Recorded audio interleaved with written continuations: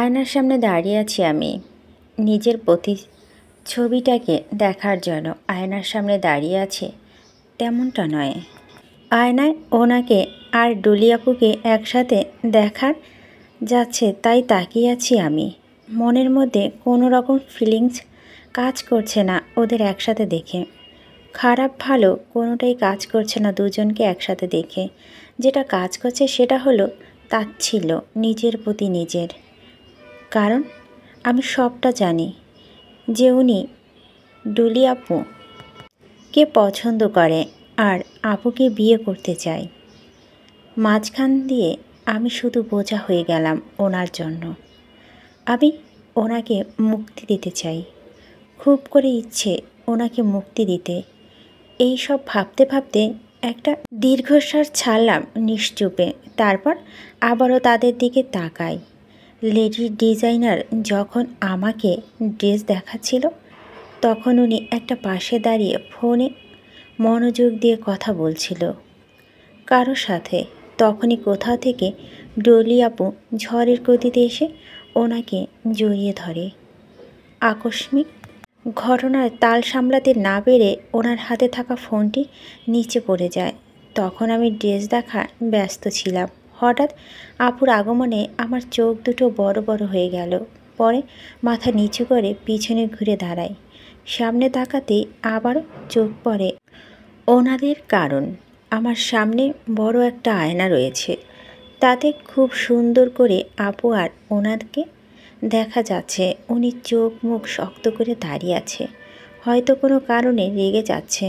আমি আর কিছু দেখার প্রয়োজন বোধ মনে করিনি, তাই কাউকে কিছু না বলে চুপচাপ বেরিয়ে আসি দাদির উদ্দেশ্যে। দাদিকে খুঁজে না পেয়ে দাদাজানের পাশে বসে পড়ি। আমাকে দাদাজান পাশে বসতে দেখে হাসি মুখে আদুরি এক হাত দিয়ে জড়িয়ে নেয় দাদাজান। আমি দাদাজানের বুকে ভাবলেসীনভাবে মাথা রেখে চুপচাপ বসে থাকি। আমাকে এতটা চুপচাপ দেখে দাদাজান আদুরি সুরে বলে ওঠে, কি খারাপ লাগছে সোনামা? দাদাজানের কথা আমি শুধু মাথা নাড়িয়ে না বুঝাই, মানে আমার খারাপ লাগছে না। দাদাজান আমাকে বুক চেপে ধরে অন্য হাতে আমার মাথা আদুরে হাতে বুলিয়ে দিচ্ছে। আমি চুপচাপ বসে সামনে তাকিয়ে আছি। অনুভূতি আমার শূন্য। আমার কারো প্রতি কোনো রকম অভিযোগ নেই, আর নেই কোনো আশা। আমার এমন সব চিন্তা ভাবনা মাঝে হঠাৎ করে কেউ আমার পাশে বসে পড়ে। এ মুহূর্তে আমার পাশে কে বসেছে তা জানার প্রয়োজন বোধে মনে করিনি। তাই আগের ন্যায় দাদাজানের বুকে ঘামটি মেরে বসে আছি। আমাকে এভাবে বসে থাকতে দেখে পাশ থেকে কেউ বলে ওঠে, দাদা মায়া কি শরীর খারাপ লাগছে নাকি? আমি কি ডাক্তার ডাকবো ওর জন্য? হালকা পরিচিত কণ্ঠ কানে আসতে আমি ঘাড় ঘুরিয়ে পাশে ফিরে তাকাই। তখনই চোখে পড়ে নিহা আপুর বড় দেবরকে। উনি আমার পাশে বসে আছেন, চোখ মুখ হালকা চিন্তার ছাপ। হয়তো আমাকে নিয়ে আমি ওনার চেহারা চিন্তার ছাপটা। আমার এমন চিন্তা ভাবনার মাঝেই দাদাজান বলে উঠে, তেমন কিছু না শাহিদ, নিহা আপুর বড় দেবরের নাম। ও খানিকটা ক্লান্ত, তাই আমার কাছে এসেছে। ও আচ্ছা, আমি ভাবলাম মায়া অসুস্থ। বলেই উনি সোজা হয়ে বসে পড়ে নিজের ফোন টিপতে লাগলো। সাহিল ভাইয়ার সাথে আমার বেশ কয়েকবার দেখা হলো, তেমন কোনো কথা হয়নি আমাদের মাঝে। টুকটাক কথা বলা ছাড়া। যেমন কেমন আছেন, ভালো আছি, ব্যাস এতটুকুই। এর চেয়ে বেশি কিছু না। আমি শামিল ভাইয়ার দিকে এক পলক তাকিয়ে থেকে সামনের দিকে তাকাই। তখনই চোখে পড়ল ওনাকে। উনি প্রচণ্ড রেগে দুহাত মুষ্টি করে ধুমধাম পা ফেলে বেরিয়ে আসে শোরুম থেকে। পরে রেগে চোখ মুখ শক্ত করে চারপাশ নিজের চোখ বুলে কাউকে খুঁজে চলছে। নিজের চোখ বুলিয়ে আমাদের দিকে তাকিয়ে উনি কিছুক্ষণ তাকিয়ে থেকে দৃষ্টি স্থির রেখে ভুরু কুচকায় উনি রিত। তারপর আরও রেগে এগিয়ে আসে আমাদের সামনে দাঁড়ায়। ওনাকে রাখতে দেখে আমি ভয়ে দাদাজানের বুকে মুখ লুকাই। উনি লাল লাল চোখে একবার আমার দিকে তো একবার সাহিল ভাইয়ার দিকে তাকাচ্ছেন। হয়তো সাহিল ভাইয়া আমার পাশে বসাটা পছন্দ হয়নি ওনার, যা ওনার তাকানোর মাধ্যমে বোঝা যাচ্ছে। পরে উনি গম্ভীর কণ্ঠে বলে উঠে, সাহিল, তুমি দাদির কাছে যাও। ওনার হঠাৎ আগমনে হঠাৎ কথা চমকে উঠে সাহিল ভাইয়া বিস্ময়কর নজরে তাকিয়ে থেকে কিছুটা না বলে আমার দিকে এক পলক তাকিয়ে থেকে চুপ করে উঠে যায় সাহিল ভাইয়া। ভাইয়া যেতে উনি বসে পড়ে আমার পাশে। কিছু না বলে চুপচাপ বসে থাকে হাত দুটো শক্ত করে, আর বারবার আমার দিকে তাকাচ্ছে, যা আমি না তাকেও বুঝতে পারছি। আমি ওনার এমন তাকানো দেখে ভুল করে ওনার দিকে তাকাচ্ছি না। আর কেন বা তাকাবো? আমার তাকানোর কোনো রাইট নেই। আমি কেন অন্যের ভালোবাসার দিকে নজর দেব? আমি কি শেষরা নাকি? একদম তাকাবো আমি, যা কিছু হয়ে যাক, জাহান্নামে যাক উনি আর তার সাথে যাক ডলিয়াপু, তবুও তাকাবো। আমি মনে মনে শপথ করলাম। আমি দাদাজান, বুকে ঘামটি মেরে বসে আছি আমি, অনুভূতি শূন্য অবস্থায় করছে আমার। ওনাকে আমার পাশে বসে থাকতে দেখেও নিজের কেমন অসহায় অসহায় ফিলিংস আসছে মনে। ইচ্ছে করছে সব কিছু ছিন্ন করে ওনাকে মুক্ত করে দিতে এই মুহূর্তে। তাহলে হয়তো কলিজা শান্তি পেত আমার। শপিং মলের সামনে দাঁড়িয়ে আছি আমরা সবাই। 2 মিনিট হলো সবাই শপিং করা শেষ হলো, তাই আমরা সবাই বাহিরে এসে দাঁড়িয়েছি। কারণ গার্ডরা সবাই শপিং ব্যাগগুলো গাড়িতে রাখছে একে একে, তাই আমরা সবাই দাঁড়িয়ে আছি। আমাদের সাথে করে মোট 6টি গাড়ি এসেছে। ছোট ফয়সাল ভাইদের 2টোতে আমরা আর নিহা আপুরা যাব, আর 2টোতে গার্ডরা যাবে। আমি দাদির পাশে দাঁড়িয়ে সবাইকে পর্যবেক্ষণ করছি। তখনই চোখে পড়ে ওনাকে, ওনার বিরক্ত নিয়ে সবাইকে দেখছেন। আর নিহা আপুর ওনার পাশে দাঁড়িয়ে আছে খানিকটা দূরে। উনি তখন আমার পাশে বসেছিল শপিং মলে সারাটা সময়। পরে আমি যেখানে গিয়েছি সাথে সাথে উনিও গিয়েছেন, কিন্তু কোনো কথা বলেনি, চুপচাপ ছিল। উনি আমার পিছন পিছন চলাটা আমার জন্য ছিল একটা প্রশ্নবোধক চিহ্নর মতো। উনি এভাবে আমার পিছন পিছন কেন ঘুরছিল তা আমার জানা নেই, আর না জানতে চাই। তবে যেটা চাই সেটা হলো উনি আমার পিছনে না আসাটা। আমি ওনার দিকে তাকিয়ে থেকে এক মনে কথাগুলো ভাবছিলাম। হঠাৎ করে উনি আমার দিকে তাকায়। দুজনের চোখাচোখি হতেই আমি চোখ নামিয়ে নেই, সাথে সাথে মাথা নিচু করে আস্তে করে পিছন ঘুরে দাঁড়াই, যাতে ওনাকে আর দেখতে না পাই। আমার হঠাৎ করে ঘোরাটা হয়তো ওনার রীত পছন্দ হয়নি, তাই আমার ঘোরার সাথে সাথে কপাল কুঁচকে এলো ওনার। উনি রেগে আমার দিকে হন হন করে এগিয়ে আসতে হঠাৎ থেমে যায়। চিৎকার করে বলে উঠি, Rid no, Rid no, please no, please don't go. Rid শব্দটি কানে আসতেই পা থেমে যায় আমার। মুহূর্তে মনের মধ্যে অজানা একটা ধুকপুক শুরু হয়। উনি আমাকে রিদ ডাকছে। রিক্তার শর্ট ফর্ম রিদ। এই নামটা আমি আগেও শুনেছি, কিন্তু কোথায়? আমার এমন সব চিন্তা ভাবনা মাঝে সামনে তাকিয়ে দেখে উনি পাগল পাগল হয়ে দৌড়ে আসছে আমার দিকে। ওনার পিছনে বাকি শক্ত হয়ে দাঁড়িয়ে আছে আর আমার দিকে তাকিয়ে আছে। আমি ওনার এমন দৌড়ানো মানে বুঝতে পারিনি এই মুহূর্তে, কারণ আমি যখন ওনার দিক থেকে পিছনে ঘুরে দাঁড়াই তখনই চোখে পড়ে রাস্তায় একটা ছোট্ট বিড়াল গাড়ি নিচে পড়তে যাচ্ছে। তাই সেটা বাঁচাতে দৌড় দিলাম মেইন রাস্তার দিকে। আর যাই হোক, বিড়ালের বাচ্চা তো আর মরতে দিতে পারি না। তাই আমার সব চিন্তা ভাবনা পিছনে ফেলে আবারও এগোতে যাব, তখনই থেমে যায় আমার পা আর ওনার দৌড়। পাগল পাগল হয়ে দৌড়ে মায়াকে বাঁচাতে পারেনি রিদ। ঝড়ের গতিতে দৌড়াতে দৌড়াতে হঠাৎ থেমে যায় মায়া নিতান্ত দেহটা রাস্তায় পড়ে থাকতে দেখে। তখন মায়া যখন আবার দৌড় দিতে যাবে তখন দ্রুত গতিতে একটা ট্রাক এসে বাড়ি মারে মায়াকে। মায়া সে বাড়ি খেয়ে উড়ে গিয়ে সামনে আসা কারের ওপর পড়ে। কারটি সামনে থাকা কাচের মধ্যে বাড়ি খেয়ে ছিটকে গিয়ে পড়ে যায় রাস্তার মাঝে উপুর হয়ে। দুটো হাত সামনে দিয়ে দু সাইডে। মায়া রাস্তা পার হওয়ার সাথে সাথে মাথার রক্ত সারাটা রাস্তা বসতে থাকে। হৃদ সেই দৃশ্য দেখে থেমে থেমে দৌড়ে এসে মায়ের সামনে থপস করে হাঁটু গেড়ে বসে পড়ে। বেহালিভাবে নিজের দুহাতও পরে নিজের দু হাঁটুর ওপর। একরকম অনুভূতিহীনভাবে তাকিয়ে থাকে মায়ার রক্তমাখা মুখের দিকে। হৃদ একবার রক্তমাখানো রাস্তার দিকে তাকাচ্ছে তো একবার মায়ার দিকে তাকাচ্ছে। মুখ দিয়ে কোনো কথা বের হচ্ছে না, শুধু তাকিয়ে আছে মায়ের মুখের দিকে। মায়া আদু আদু চোখ খোলা রাখা চেষ্টা চালিয়ে যাচ্ছে। চোখের পাতা ছুঁয়ে ছুঁয়ে রক্ত ফোটা রাস্তায় পড়ছে, আর ঠোঁট দুটো হালকা হা করা, যার মাধ্যমে টেনে টেনে জোরে জোরে হালকা শব্দ করে নিঃশ্বাস নিচ্ছে আর অস্পষ্ট সুরে কিছু একটা বলার চেষ্টা করছে। হৃদ অনুভূতিহীন হয়ে টেনে মায়াকে নিজের কোলে নিয়ে আসে। মায়াকে অস্পষ্ট সুরে কিছু বলতে দেখে আস্তে করে নিজের কানটা মায়ার মুখের কাছে রাখে। তখনই আবার থেমে থেমে অস্পষ্ট সুরে আটকে আসা গলায় আস্তে করে বলো, আজকে থেকে আপনি মুক্ত।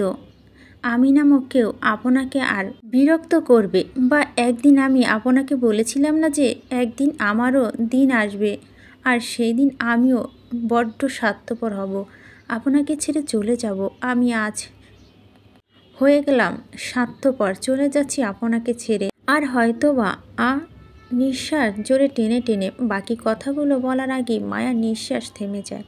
হৃদকে আঁকড়ে ধরে হাতটা হঠাৎ নিচে পড়ে যায়। হৃদ মায়ার কথাগুলো শুনে আর মায়াকে নড়াচড়া করতে না দেখে হঠাৎ যেন বড্ড উন্মাদ হয়ে ওঠে। কি করবে কিছু বুঝতে না পেরে মায়াকে নিজের বুকের সাথে শক্ত করে চেপে ধরে পাগলের মতো আচরণ করতে করতে বলে উঠে, হৃদ তুমি আমার সাথে এমনটা করতে পারো না, তুমি আমাকে ছাড়তে পারো না, আমি তোমাকে ছাড়তে দিব না। বউ আমার, দেখো না আমার কেমন জানি লাগছে, আমার কলিজা কেঁপে কেঁপে উঠছে, আমার ভীষণ ভয় করছে।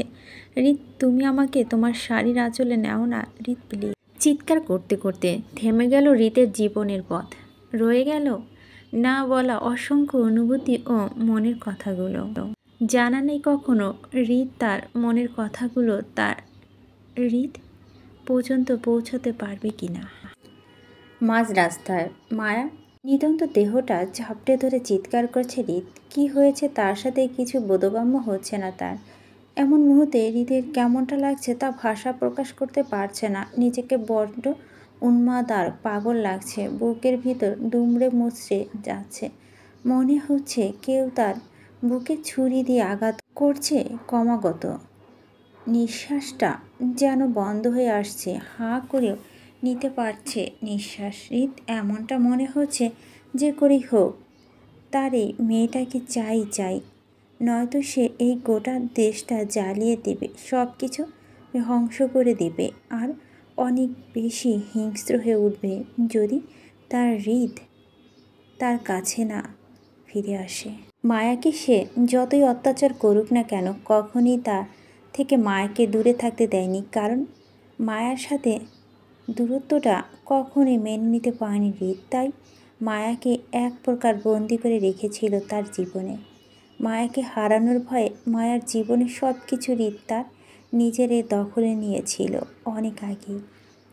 এতটা দখলে নিয়েছিল যে মায়ের পাশে কোনো রকম মানুষ পছন্দ করতো না। এজন্য মায়াকে বডিগার্ড দিয়ে হৃদ মায়ের প্রতিটা মুহূর্তে খবর নিয়েছে হৃদ।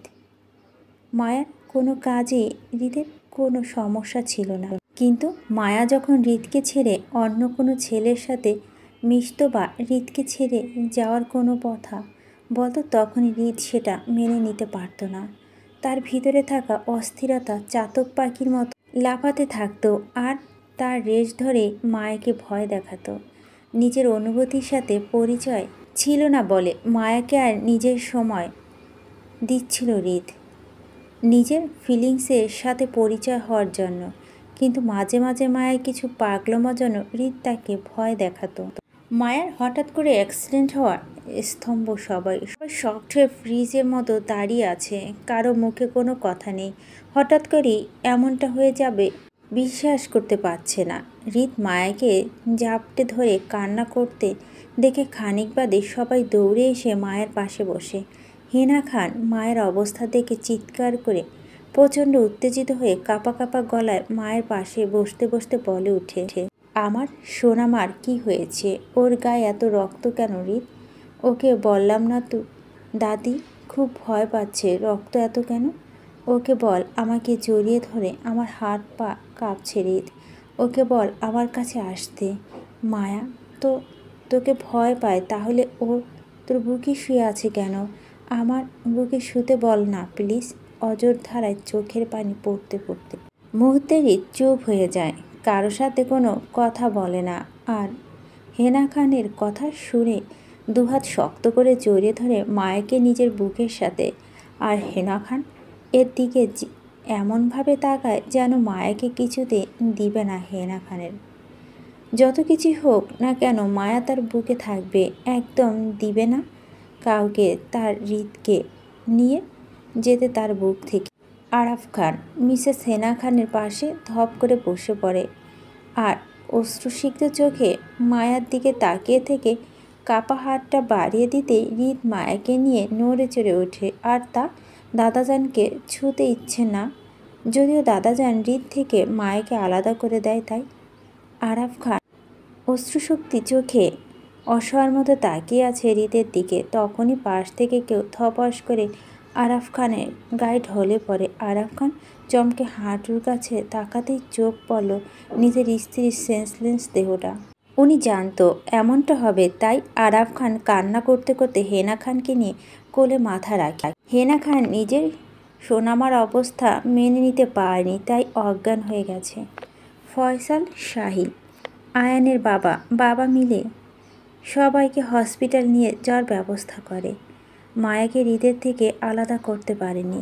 হৃদ গাড়ির ভিতরে সারাটা রাস্তা মায়াকে দুহাতে নিজের বুকের সাথে শক্ত করে চেপে ধরে রাখে। হৃদের সারাটা শরীর মায়ার রক্তে ভেসে গেছে। হৃদ গাড়িতে বসে কারো সাথে কোনো কথা বলছে না। হৃদের অনুভূতি শূন্য হয়ে আছে, তার মস্তিষ্ক কাজ করা বন্ধ করে দিয়েছে। তাই সে পাথরের মতো শক্ত হয়ে বসে আছে। হসপিটালের কেবিনে বাইরে বসে আছে সবাই চোখে মুখে কষ্ট আর চিন্তার ছাপ। কি থেকে কি হয়ে কেউ কিছু ভেবে পাচ্ছে না। মায়াকে কিছুক্ষণ আগে ক্যাবিনের ভিতরে ঢুকানো হয়েছে। মায়াকে ঢাকার সবচেয়ে নামি দামি হাসপাতাল অ্যাপোলো আনা হয়েছে। এখানে দেশ বিদেশে বড় বড় ডাক্তার আছে, তাই বডিগার্ডরা সবাই এক পাশে দাঁড়িয়ে আছে। আর মায়া বডিগার্ডের সাথে কান্না করছে মায়ার জন্য। আশিক তার পাতানো বোনের জন্য বুক ফেটে চিৎকার বেরিয়ে আসছে কষ্টে। আর আসিফ এক দৃষ্টিতে তাকিয়ে আছে হৃদের দিকে। আসিফ ভেবে পাচ্ছে না হৃদ মায়ের ছোট ছোট বিষয়গুলো নিয়ে হাইপার ছিল, কতটা পাগলামি করেছে মায়ার জন্য সে সবটা দেখেছে। কিন্তু আজকে যা হয়েছে তা কিছুতেই মেনে নিবে না হৃদ। এতটাই শান্ত হয়ে বসে আছে মানে নিশ্চিত কোনো অজানা ঝড় তুলবে হৃদ, যার কারণে এখন এতটা স্থির। হৃদ চুপচাপ বসে আছে কর্নার একটা বেঞ্চে মধ্যে, নিজের দুহাত মাথা চেপে ধরে ঝুঁকে ফ্লোরের দিকে তাকিয়ে থেকে। তখন অনেক কষ্ট মায়াকে হৃদ থেকে আলাদা করেছে আরাফ খান। মায়ার সাথে ক্যাবিনের ভিতরে ঢুকতে চেয়েছিল, পরে আরাফ অনেক কষ্টে বুঝিয়েছে যে হৃদ যদি মায়ার সাথে যায় তো মায়ার আরও অনেক বেশি ক্ষতি হবে। ডাক্তার তখন কিছু করতে পারবে না, তাই সে বাধ্য হয়ে মায়াকে যেতে দিয়েছে। হৃদের এমন চিন্তা ভাবনার মাঝেই ডাক্তার মায়া কেবিনে থেকে হতভম্ব হয়ে বেডে এসে আরাফ খানের সামনে এসে দাঁড়ায়। সবাইকে এক পলক দেখে ভয়ে সিটিয়ে যায়, কারণ এখানে সবাই খান পরিবারের সবাই চিনে, বিশেষ করে হৃদ সম্পর্কে অবগত পুরো বাংলাদেশ। এক কথায় হৃদকে মাফিয়া বলা যায়।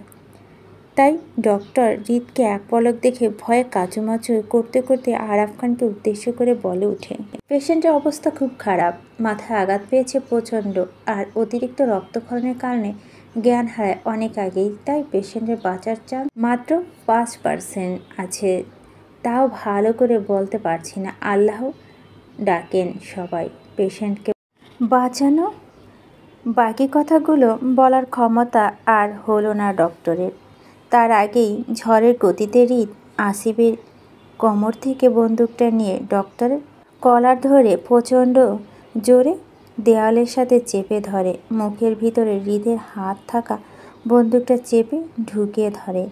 ডক্টরকে হঠাৎ করে দেওয়ালে চেপে ধরার সাথে সাথে দেওয়ালে নিজের মাথা বাড়ি খায় ডক্টর। হৃদের হঠাৎ এমন কাজে ভয় সিটিয়ে যায় ডক্টর। হৃদকে কিছু বলার মতো সাধ্য নেই ডক্টরের, তাই তিনি শুধু ভীতু চোখে তাকিয়ে থেকে হৃদের দিকে। তখনই হৃদের চোখে মুখে হিংস্রতা ফুটে ওঠে। মুহূর্তে অগ্নিমূর্তির রূপ ধারণ করে দাঁতে দাঁত চেপে বলে ওঠে, হারামির বাচ্চা, তুই আমার বউয়ের বাচ্চা মরার টিকিট দিবি? তোর কাছে আমি বাচ্চা মরার টিকিট নিতে এসেছি?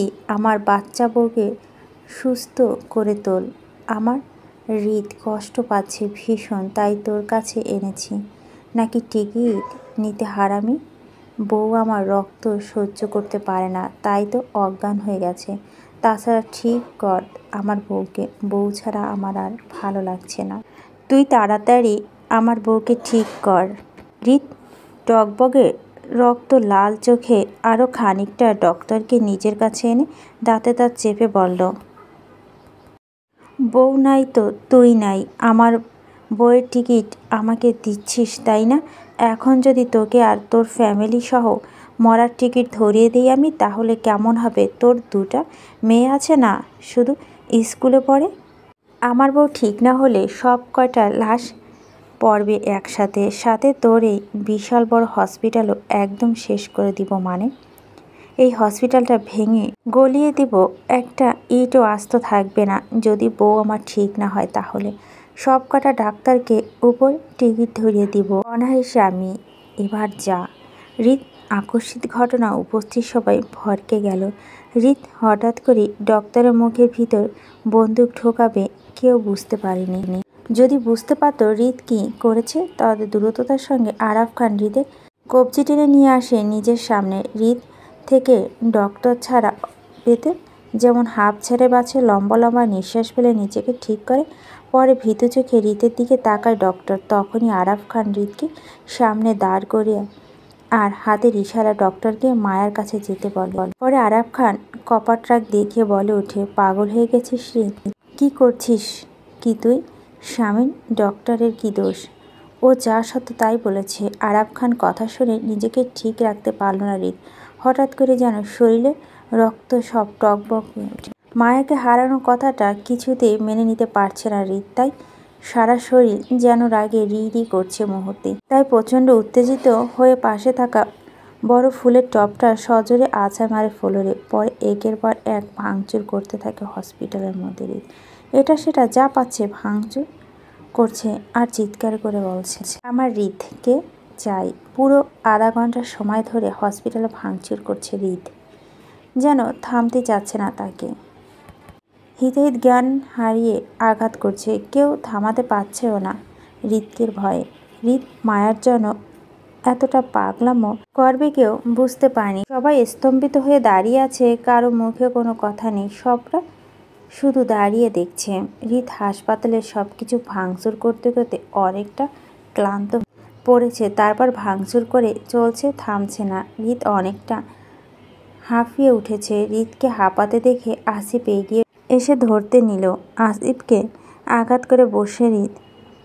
আসিফকে আঘাত করতে দেখে আরাফ খান নিজের রাগ দমে রাখতে না পেরে হৃদকে টেনে সামনে দাঁড় করিয়ে ঠাস করে চর বসিয়ে দেয় হৃদের গালে, আর রাগি চোখে তাকিয়ে থাকে হৃদের দিকে। হৃদ জীবনে প্রথম নিজের দাদা ভাইয়ের কাছ থেকে চর খেয়ে মুহূর্তে শান্ত হয়ে যায়। সাথে সাথে বাকি সবাই অবাক হওয়ার দৃষ্টিতে তাকিয়ে আছে। হৃদ কিছুক্ষণ তার দাদা ভাইয়ের দিকে তাকিয়ে হঠাৎ করে আরাফ খানের সামনে হাঁটু গেড়ে বসে পড়ে, কান্না করতে করতে বলে ওঠে, আমার হৃদকে চাই দাদা ভাই। I went to her at any cost. আমার নিঃশ্বাস বন্ধ হয়ে আসছে দাদা ভাই, ওকে ছাড়া আমি নিঃশ্বাস নিতে পারছি না। আমার অনেক না কথা বলা আছে যা ওকে বলতে চাই, বুঝতে চাই।